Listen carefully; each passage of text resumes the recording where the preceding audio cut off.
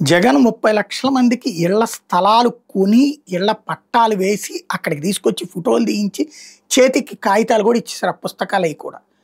But Jaganmohan రెడ్డికి సంబంధించినటువంటిది ప్రచారం చేసుకోలేదు అంత. ఎమ్మెల్యేల ఇన్వాల్వ్‌మెంట్ ఇయన్నీ అతి తక్కువే. అక్కడక్కడ తప్పించి లేదు. అతి ప్రచారం కూడా లేదు. 30,00,000 మందికిచ్చి. అదే చంద్రబాబు గారు 3,00,000 ఇళ్ళు ఇస్తున్నారని పెద్దది అడ్వర్టైజ్‌మెంట్‌లతో పాటుగా భారీ ప్రచారం నేనంతా చేశాను. నేను అదే ప్రస్తావించి చంద్రబాబు గారు ₹10 ఇచ్చినా సరే ₹10,000 ప్రచారం జరుగుతుంది. అట్లాంటిది అసలు స్థలం ఎప్పుడు ఇచ్చారు? అది కూడా ఇదివరకు జగన్ టైంలో సెంటు శ్మశానం అన్నారు. ఇప్పుడు 2 సెంట్లో సెంటున్నారో అని చెప్పి రాశారు. ఇంతకీ ఎక్కడిచ్చారు? ఎప్పుడు ఇచ్చారు? ఇచ్చిన దాంట్లో ఎప్పుడు ఇల్లు కట్టారు? ఎప్పుడు కట్టించారు? అన్నటువంటి. అయితే ఇప్పుడు సాక్షి రాసుకొస్తుంది. అయితే నిన్న చంద్రబాబు గారు ఇచ్చినవన్నీ కూడా జగన్ హయాంలో ఇచ్చిన ఇళ్ళు అన్నటువంటి కోణాన్ని ప్రొజెక్ట్ చేసుకొచ్చింది. అప్పటిదానికి బాబు గారు కలరింగ్ ఇచ్చారన్నటువంటి కోణాన్ని ప్రొజెక్ట్ చేసుకొచ్చింది. ఇందులో వాస్తవం 90% కనబడుతుంది. ఎందుకయ్యా అంటే నిజంగా అయితే వీళ్ళు అది ప్రచారం చేసుకునేవాళ్ళు. అలా చేయలేదనడం వల్ల. అన్నమయ్య జిల్లా రాయచోటి నియోజకవర్గం దేవగుడిపల్లికి చెందిన ఎస్ ముంతాజ్ బేగం ఎం హేమలతకు వైఎస్ఆర్సీ ప్రభుత్వం 2022లో పక్కా ఇళ్ళు మంజూరు చేస్తే వాళ్ళు పూర్తి చేశారు. గోడలపైన ఇదే రాశారు. ఆ వివరాలు గృహ నిర్మాణ శాఖ లెక్కలోనే స్పష్టంగా ఉన్నాయి. కానీ వీటిలో గృహప్రవేశాలను బుధవారం చంద్రబాబు ఆర్భాటం చేశారు. అలాగే నా పేరు ఫాతిమా, ఇదిగో ఇది నాకు వైఎస్ఆర్సీ ప్రభుత్వంలో వచ్చిన ఇంటి పట్ట.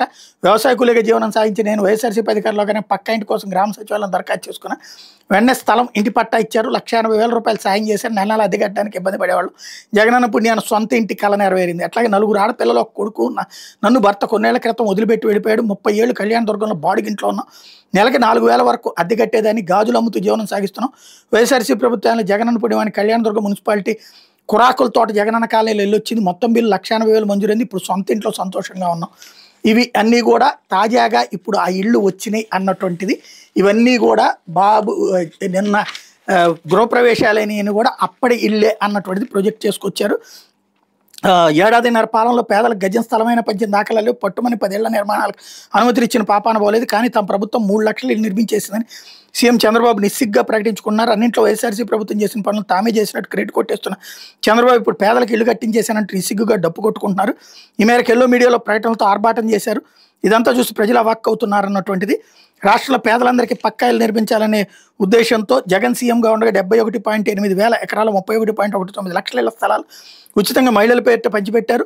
వీటి మార్కెట్ విలువ 1.15 లక్షల కోట్ల పైమాటే. పెద్ద ఎత్తున పట్టాలు మంజూరు చేయడం ద్వారా 17,000కు పైగా వైఎస్ఆర్ జగనన్న కాలనీ రూపంలో కొత్త ఊళ్ళనే వైఎస్ జగన్ ఏర్పాటు చేశారు.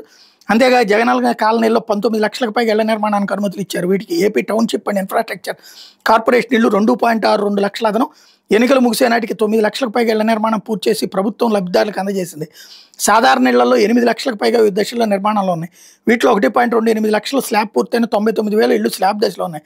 చాలా వరకు తుద్దశ నిర్మాణాలు కూడా పూర్తయిన ఎన్నికల కోడ్ నేపథ్యంలో స్టేజ్ అప్డేట్ చేయలేని పరిస్థితి.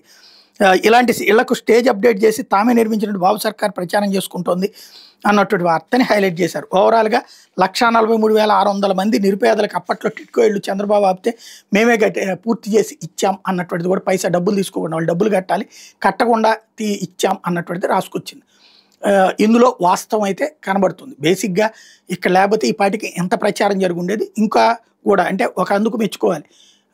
ఏదో వరకు మళ్ళీ రాజీవ్ గృహాలపై ఇందిరమ్మ ఇళ్ళు తర్వాత వదిలేసేయకుండా అప్పుడు వదిలేశారు బాబు గారు 14-19లో. టిట్కో ఇళ్ళని జగన్ వదిలేయకుండా 1,00,000 కట్టించాడు. మిగతాది మాత్రం వదిలేశాడు. ఇప్పుడు అవి పూర్తి చేసి జగన్ కూడా పూర్తి చేసేస్తే బెటరే.